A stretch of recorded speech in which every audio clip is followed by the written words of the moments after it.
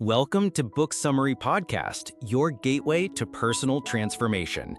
Each episode delivers big ideas from the world's most impactful books on mindset, productivity, and success, all in just a few minutes. Ready to turn knowledge into action? Let's get started. Welcome to the Deep Dive. We're here to take that pile of sources you've got and really pull out the core insights, giving you a shortcut to being genuinely informed. Yeah, cutting through the noise to get to what matters. Exactly.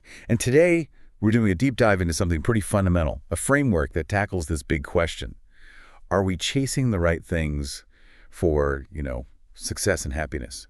Or are we maybe playing the game all wrong? It's a question a lot of people grapple with, that feeling of, is this it? Even when things look good on the surface. Right.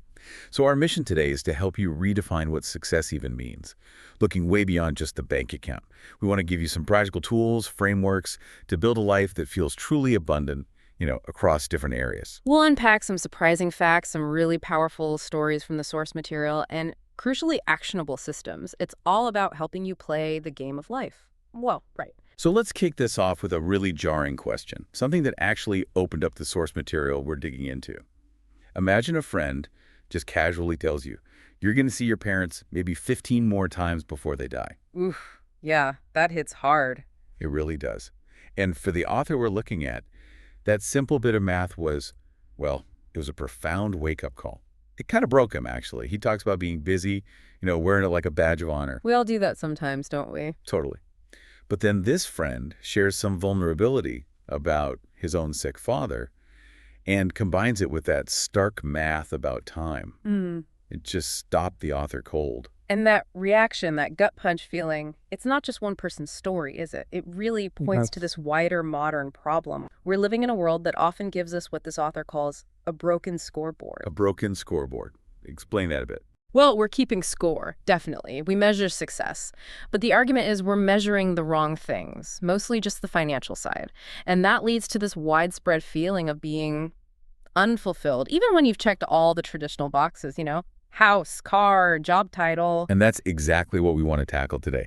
This deep dive is all about a framework that really challenges our usual idea of what it means to be rich. Yeah. It's about shifting from playing the game wrong, like the author admits he did for years. He's playing it right by fixing that scoreboard. Precisely. So the framework introduces these 5 types of wealth. Can you break those down for us? Sure. The core idea is simple but powerful. A truly rich life isn't just about money. It stands on 5 timeless pillars. There's time wealth, how you spend your finite time.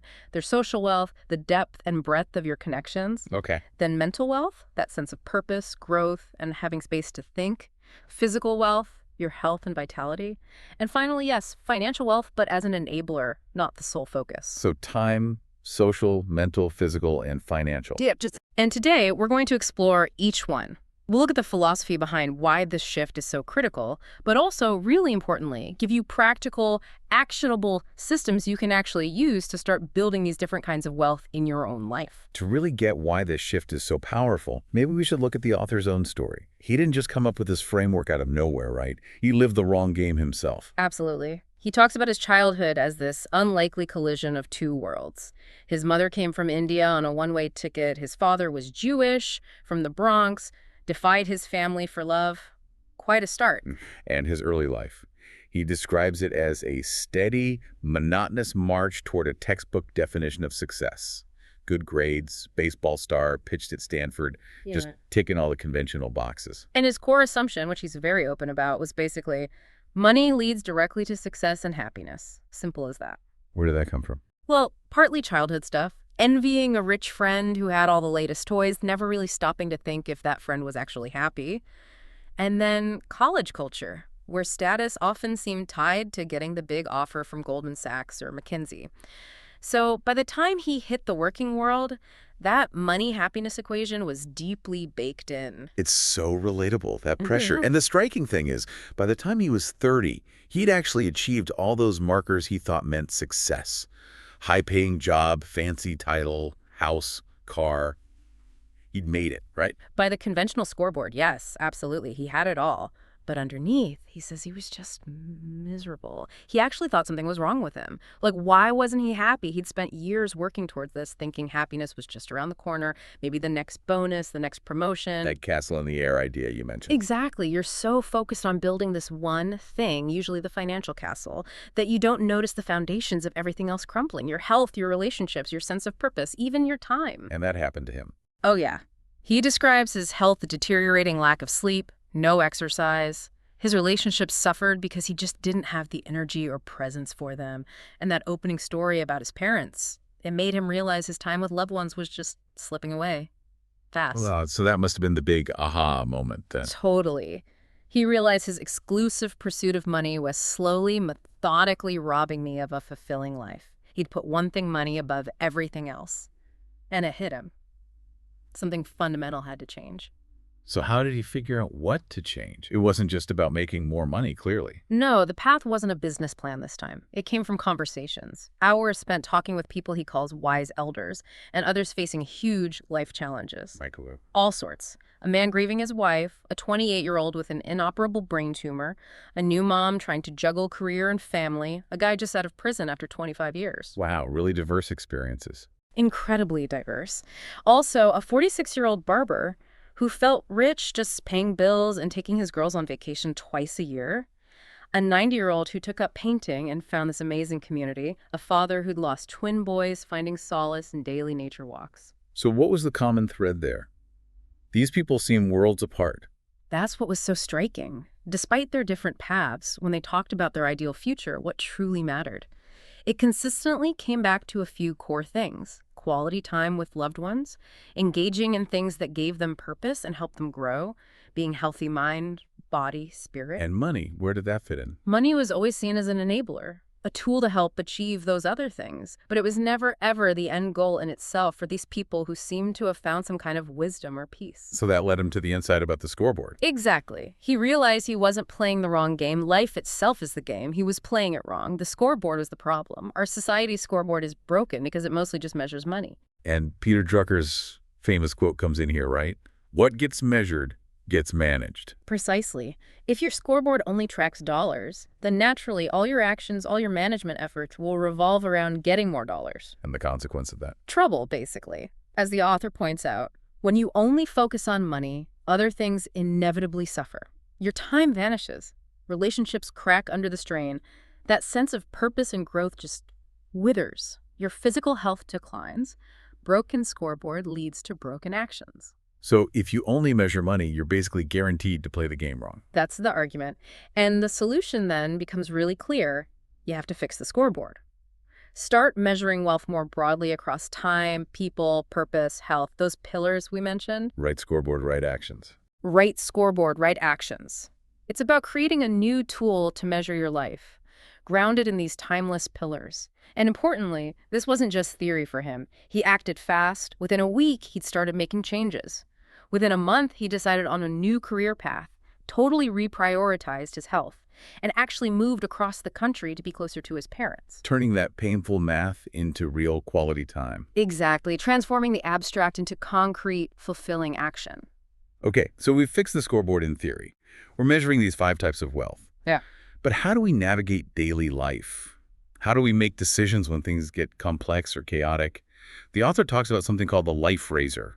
What's that about? Yeah, the life razor is a really useful concept for cutting through the noise. It comes from the Apollo 13 mission, actually, that super tense re-entry scene. Oh, yeah, I remember that. So they had to make this critical course correction, tons of variables, incredibly high stakes, and Jim Lovell, the commander, simplified it down to one single focus: keep the Earth in the window. That became their guiding principle, their razor, amidst all the chaos. So it's like a single point of focus to simplify complex decisions. Exactly. In philosophy, you have things like Occam's razor, right? Principles to shave away unnecessary complexity. The life razor does that for your life decisions. When you face challenges, job loss, health scares, relationship problems, it gives you a fundamental heuristic, a single point of truth to anchor your choices. Can you give an example? A great one is Mark Randolph, the Netflix co-founder.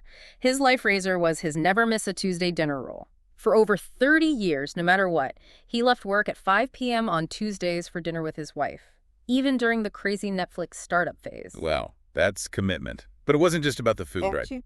Not at all. He said it was about the symbolism, ripple effects into every other area of his life. It was a small, consistent signal of his priorities. His wife saw it, strengthening their bond. His kids saw it, feeling secure. His employees saw it, encouraging them to have boundaries too, which actually made them more loyal. And it defined him, in a way. Yes, that's key. It was identity defining. He'd ask himself, what would the type of person who never misses a Tuesday dinner do? That question helped clarify countless other decisions. And the author has his own version. He does. His is, I will coach my son's sports teams. He says it fits 3 criteria. It's controllable, he can make time for it. It's ripple creating, shows his son value, supports his wife, models commitment for the team.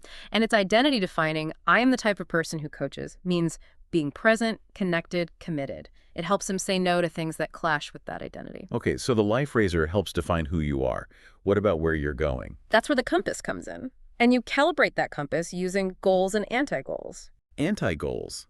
Sounds intriguing. Yeah. Like Charlie Munger's idea. Exactly like Munger saying, all I want to know is where I'm going to die, so I'll never go there. Anti-goals are the things you absolutely refuse to sacrifice in pursuit of your goals. Things like your health, crucial family time, your ethical standards. So if your goal is, say, becoming CEO. Your anti-goal might be, I will not sacrifice my physical health, or I will not be away from my family more than X nights a month. It draws a clear line in the sand. It prevents those Pyrrhic victories winning the battle but losing the war, you know? That's a really powerful way to frame it.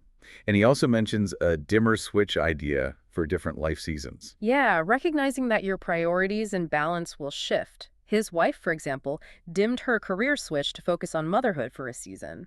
It's not about permanently giving something up, maybe, but adjusting the intensity based on what's most important right now. It all comes back to knowing yourself, doesn't it? Absolutely. The answers are usually within you. These tools, the life raiser, the goals and anti-goals compass, they just help you ask the right questions to uncover them. And that sets the stage perfectly for diving into the 5 types of wealth themselves. All right, let's dive into pillar number 1, time wealth.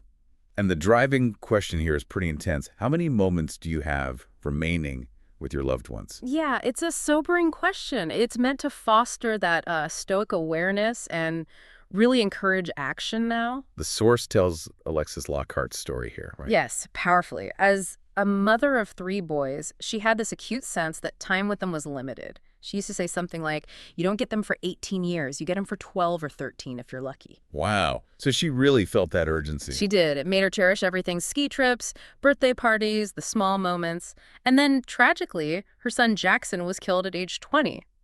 That devastating loss just brutally underscored how short that window really is. It forced her, she says, to live with incredible intentionality. And the data backs this up, doesn't it? The American Time Used Survey. Starkly. Time with parents, siblings, peaks early, drops sharply after 20. Time with your kids, peaks when they're young, then plummets. Even time with friends peaks around 18 and then settles into a low baseline. What about partners? That's the one category that tends to trend up until death. But the overall picture is clear. The time we have for deep connection with many of the most important people in our lives is surprisingly finite. Tim Urban's The Tail End visualizes this so well. And Sam Harris's point, you will do everything for the last time, and often sooner than you think. It's something ancient cultures seemed more aware of, perhaps, like memento mori. Exactly. Remember thou art mortal. That constant reminder forces you to value the present. But today, we often act like time is infinite, which leads us to that Red Queen effect you mentioned earlier. Right from Lewis Carroll, running faster and faster just to stay in the same place. And you see it everywhere in modern life, don't you? The banker feeling behind, the marketing manager juggling endlessly, the student drowning in exams, the stay-at-home parent always feeling overwhelmed. It's this constant state of busyness. Which leads to time poverty. Yes, and research shows that correlates strongly with misery, stress, poor health. We're running ourselves ragged, but not necessarily getting anywhere truly meaningful. So like Einstein said, time is relative. Not all time is equal. The key isn't just more time, but better quality time, leveraging those kairos moments. Precisely. It's not about running faster, it's about running smarter, identifying the high-leverage moments and directing our focus there, ensuring our actions align with our deeper values. Okay, so how do we practically build this time wealth? The author breaks it down into 3 pillars, like a progression. That's right. It starts with awareness. just deeply understanding and accepting that time is finite, it's impermanent, that time billionaire concept is great here. Would you trade your remaining years for Warren Buffett's billions? Probably not. Time is the real wealth. So awareness first, then what? Then comes attention. The ability to actually direct your focus where it matters most. Think about Isaac Newton during the plague lockdown. Intense, focused attention led to incredible breakthroughs. It's like a magnifying glass. Scattered attention has little power, but focused attention can achieve amazing things. Makes sense. Awareness, attention, and the third pillar. Control. This is the ultimate goal. The freedom to truly own your time, to decide how you spend it. This emerges from improved awareness and focused attention. You start achieving more with less effort, asymmetric output, which frees up newly created time that you can then consciously allocate to your real priorities, your goals, your values. Okay, so awareness, attention, control. How do we get there? Let's talk systems. The Eisenhower matrix is mentioned for awareness and attention. How does that help build time wealth specifically? Well, everyone knows the urgent important quadrants, right? Yeah. But the key here is using it to confront where your finite time is actually going. It forces you to see how much time you spend on urgent but not important stuff versus the important but not urgent. Those are the compounders. Like investing in relationships, health, learning, things that pay off long term but don't scream for attention right now.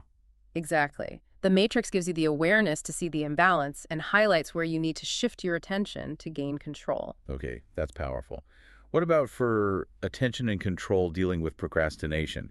There's an anti-procrastination system described. Yeah, this one's super practical. Procrastination often comes from feeling overwhelmed, right? The task seems too big. So step one is deconstruction. Break that big, scary thing down into tiny, manageable steps. Makes it less intimidating. Totally. Step two is plan and stake creation. Make those small tasks specific, give them deadlines, and then create stakes. Tell someone, set a reward or penalty, something to hold yourself accountable. Creates external pressure or motivation. Right. And step three is just action. Getting started is often the hardest part. So use techniques like the lion technique, a short, focused sprint, maybe 30 minutes, then a real break.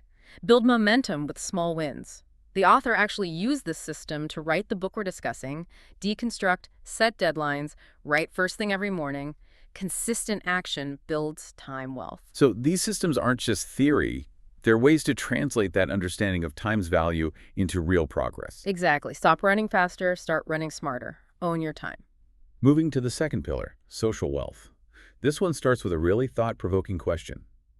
Who will be sitting in the front row at your funeral? Puts things in perspective immediately. It really does. Forces you to think about your front row people, the ones who truly matter. It connects deeply with Eric Newton's story. His wife Aubrey, facing a terminal diagnosis, her biggest regret was not deepening relationships. Yeah, it led him to realize the only thing that matters at all is the quality of the relationships with the people we love. Career pulls us, obligations pull us, but connection is our true center. That question urges you to cherish those front row people now. And it seems fundamental to being human, this social connection. The Margaret Mead example about the healed femur. Right. The first sign of civilization wasn't a tool or a pot, it was evidence of communal care. Someone took the time to care for an injured person who couldn't contribute for a while. That speaks volumes about our inherently social nature. From ancient gathering places to language itself, it's all built on connection. And the science backs this up too, right? The Harvard Grant study. Massively. Started in 1938, tracked men for over 80 years, longest study of its kind. The #1 takeaway. Dr. George Vanasse summed it up. Relationships are, quite literally, everything. Everything. More than wealth or career. According to the study, yes. Strong relationships were the best predictor of life satisfaction. And, get this, physical health. Relationship satisfaction at age 50 was a better predictor of health at 80 than cholesterol levels. It's incredible. It is. Yeah. And the flip side is just as stark. Loneliness is terrible for your health, worse than smoking or heavy drinking. So, tending to your relationships, it's literally a form of self-care. Yet we're facing this epidemic of loneliness, as the Surgeon General called it.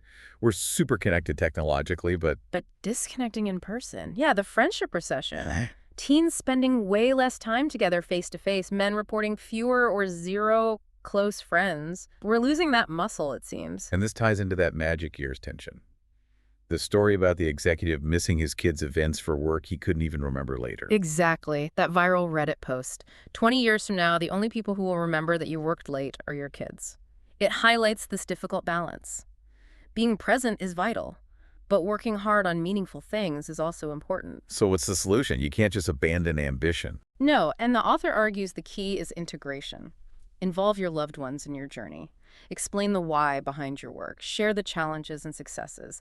Don't live a deferred happiness plan where connection only happens after you achieve some external goal.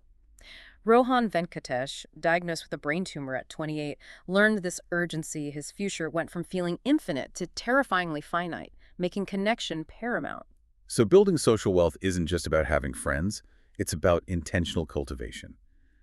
What are the pillars here? There are 3. First, depth. This is your inner circle, those few deep, meaningful bonds built through daily actions, honesty, support, shared experiences over a long time. And relationships evolve. The author's bond with his sister deepened when they both had kids. You might build deep connections with people you haven't even met yet. Okay, depths. What's next? Second, breadth. This is your wider circle, providing broader support, belonging, opportunities. Think Robin Dunbar's circles of friendship, career networks, hobby groups, acquaintances. This requires putting yourself out there, trying new things, giving generously without expecting immediate returns. Depth and breadth. And the third? Earned status. This is about the respect, admiration, and trust you get from others based on who you are and what you contribute, not just what you own. Seeking status is natural, even healthy according to some studies, like the Tsamina one. But there's a huge difference between bought status, the fancy watch, the expensive bag, which is fleeting, and earned status, which comes as a byproduct of living a balanced, value-driven life across all 5 wealth types. It's Naval Ravikant's play stupid games, win stupid prizes idea. Focus on earning respect, not buying attention. And how you balance depth, breadth, and earned status depends on your personality, right? Extrovert versus introvert. Absolutely. An extrovert might need a lot more breadth than an introvert who might focus almost entirely on depth. The systems we'll discuss are tools you can adapt to fit your own social wiring. Let's get into those systems. The relationship map sounds really practical. A 2x2 grid. Yeah, super useful. You map relationships based on health, supportive versus draining, and frequency, how often you interact. This creates 4 zones. Green, healthy, frequent, nurture these. Opportunity, healthy, infrequent, need more time. Danger, draining, frequent, manage or distance. And red, toxic, frequent, definitely need to address, remove. So it helps you consciously allocate your limited social energy. Exactly. It gives you clarity on which relationships are energizing you, green opportunity, and which are draining you, danger red, so you can intentionally invest in the former and manage or prune the latter. It helps cultivate both depth and breadth strategically. What about deepening romantic relationships? The guide mentions love languages and the 4 horsemen. 2 crucial concepts. Gary Chapman's love languages, words, quality time, gifts, acts of service, physical touch, understanding yours and your partner's, helps you express love effectively. You might be doing acts of service when your partner really needs words of affirmation, see? Speaking different languages, essentially. Totally. And John Gottman's 4 horsemen criticism, defensiveness, contempt, stonewalling, these are predictors of relationship failure. Knowing them, recognizing them when they show up, allows you to actively apply the antidotes Gottman identified, avoiding those destructive patterns. Contempt especially is like relationship poison.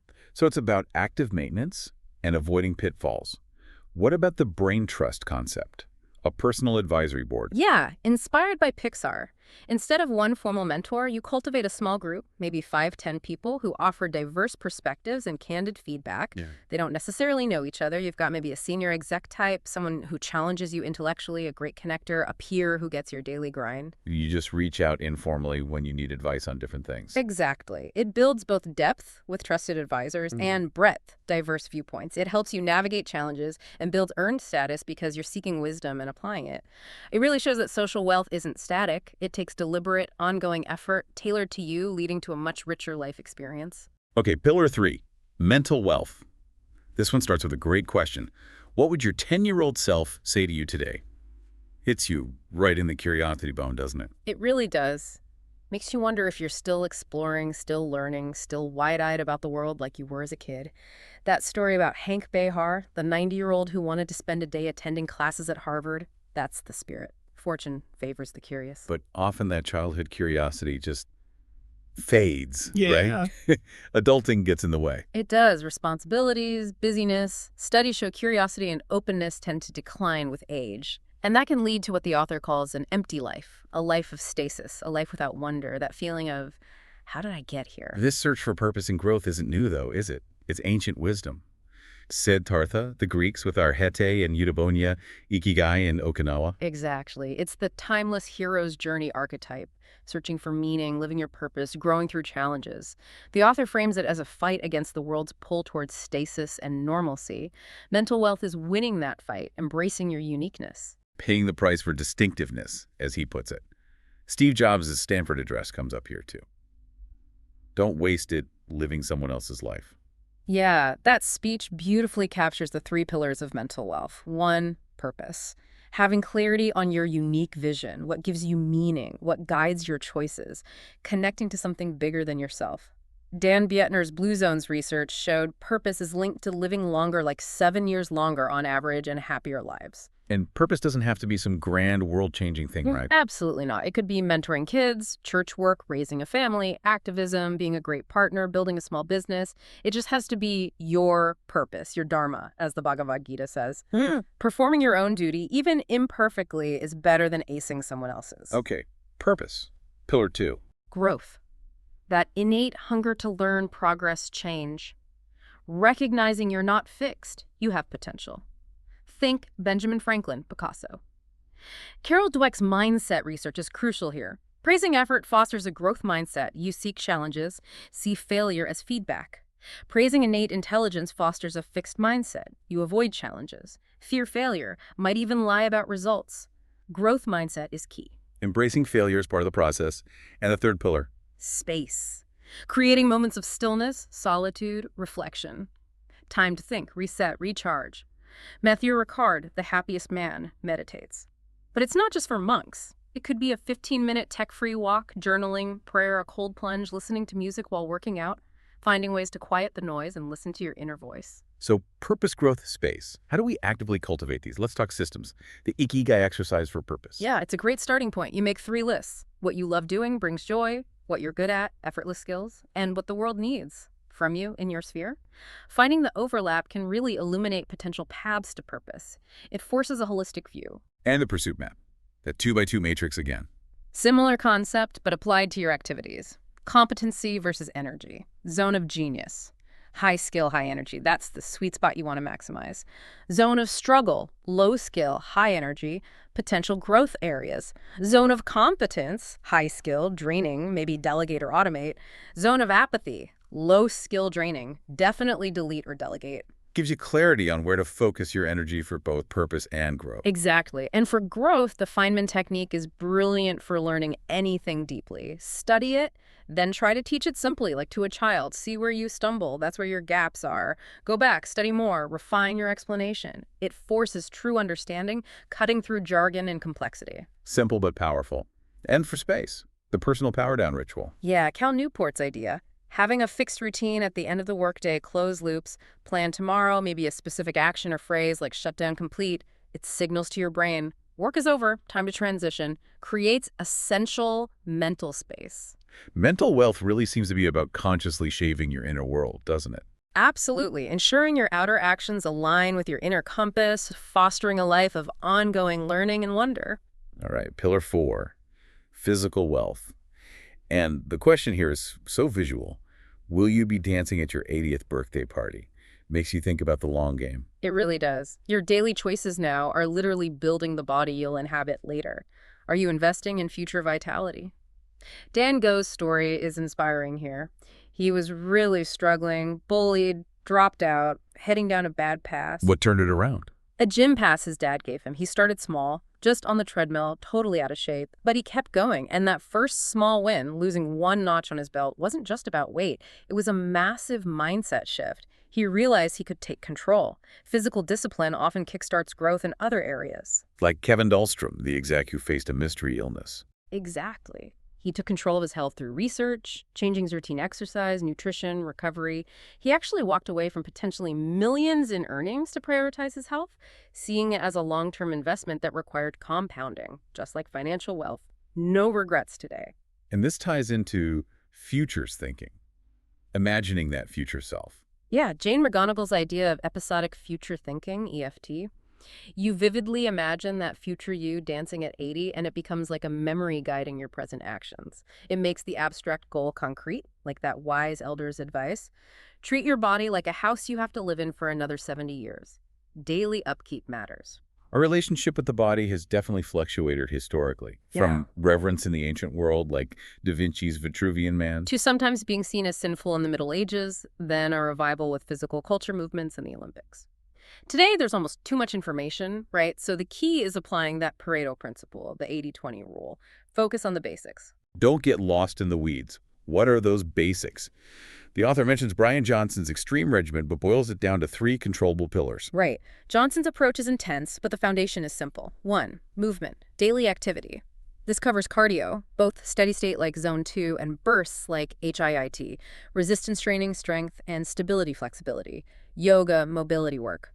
Start simple, like level 1, 30 minutes of movement a day, then build up.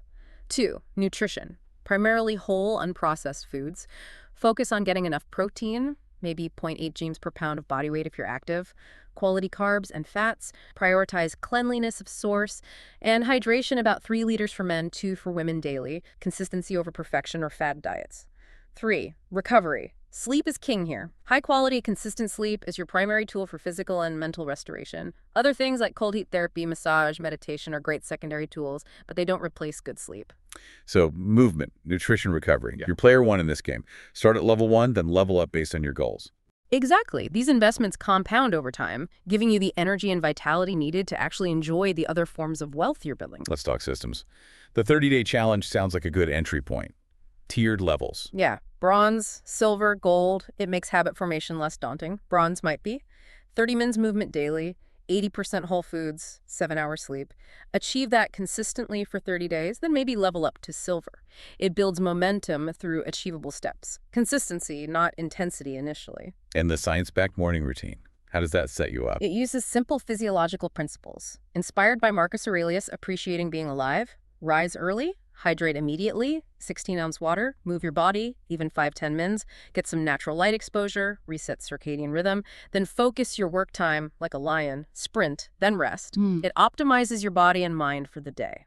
These seem like foundational habits that have ripple effects. Huge ripple effects. Investing deliberately in physical wealth gives you the foundation, the energy, the resilience to pursue everything else more effectively. And finally, pillar 5, financial wealth. The big question here cuts deep for a lot of us. What is your definition of enough? Challenges that constant chase for more. It really does. That Kurt Vonnegut story about Joseph Heller at the billionaire's party is perfect. Vonnegut points out the host makes more in a day than Heller's Catch-22 ever did. Heller's response, "I've got something he can never have. The knowledge that I've got enough." Wow. That's profound. Because more often just becomes not enough later, right? Lifestyle creep. Exactly. Society celebrates the relentless push for more, the crazy ones. But the pressure to be one of them, constantly chasing the next level, can be destructive. Your real worth isn't tied to your net worth. So the challenge is to define your enough life. What does it actually look like for you? Where do you live? What do you own? What are you doing with your time and loved ones? How much security do you need? And it needs to be your definition, not society's, not your neighbor's. It can be ambitious or simple, but it has to be authentic. Once you define enough, the pursuit of financial wealth becomes a conscious tool to enable that specific life, not an endless chase. Like the fisherman and banker parable. The fisherman already had the simple life the banker was working himself to death to eventually achieve. Right. It makes you question the chase itself. Is the goal just more accumulation, or is it a certain quality of life? John Candy's line from Cool Runnings applies here too. If you're not enough without it, you'll never be enough with it. True for a gold medal, true for a bank balance. To understand today's financial world, the author looks back at Jacob Fugger, the 15th century merchant. Yeah, Fugger basically pursued money for its own sake, becoming incredibly powerful, financing explorers, kings, even the Pope, indirectly sparking the Reformation. But his life was solely about accumulation. He died alone. He's presented as the antithesis of this balanced 5-pillar approach to wealth. And money itself has evolved dramatically, hasn't it? From physical things, like barley or shells, yes, to Kublai Khan's paper money, backed only by authority. Then banknotes representing gold deposits, leading to fractional reserve banking. And then crucially, in 1971, detaching money from gold entirely.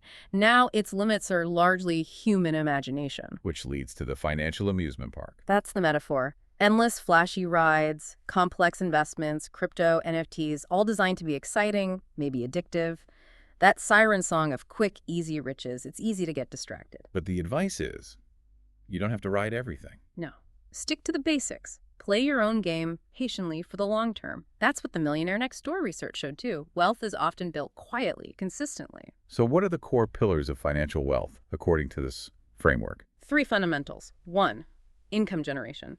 Building stable, ideally growing income. Through your job, side hustles, passive sources. This relies on developing valuable skills, sales, writing, coding, etc. It exists on a risk spectrum, obviously. 2, expense management. This is crucial. The gap between your income and expenses is your primary wealth-building tool.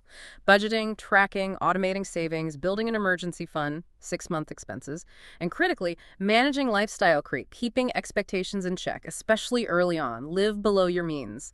3, long-term investment, making that gap grow through compounding. That chessboard story, 1 grain of rice doubling, shows the incredible power over time. Ben Franklin knew it. Warren Buffett exemplifies it. Most of his wealth came after 60. Time is the magic ingredient, often more than high returns. Simple, low-cost index funds are often the best bet for most people. Boring but effective. Okay, systems for success here. Defining your enough life prompts, actually writing it down. Yes, making it concrete. Answering specific questions.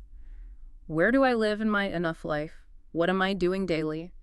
What do I own? What's my financial safety net? Writing it down makes it real, a tangible goal, not just a vague wish. And the 4 foundational money moves seem like the absolute starting point. They are non-negotiable basics. Automate your savings and investments. Pay yourself first. Treat credit cards like debit cards. Pay them off fully each month. Build that rainy day fund, 6 months of expenses.